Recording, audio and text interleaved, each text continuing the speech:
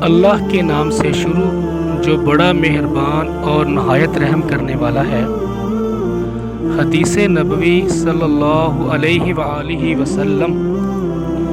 نبی کریم صلی اللہ علیہ وآلہ وسلم نے فرمایا، جو شخص جمعہ کے دن غسل کرے اور خوب اچھی طرح پاکی حاصل کرے اور تیل استعمال کرے یا پھر گھر میں جو خوشبو میسر ہو استعمال کرے، پھر نماز جمعہ کے لیے نکلے اور مسجد میں پہنچ کر دو آدمیوں کے درمیان نہ گھسے، پھر جتنی ہو سکے نفل نماز پڑھے اور جب امام خطبہ شروع کرے تو خاموش سنتا رہے، تو اس جمعہ سے لے کر دوسرے جمعہ تک سارے گناہ معاف کر دیے جاتے ہیں۔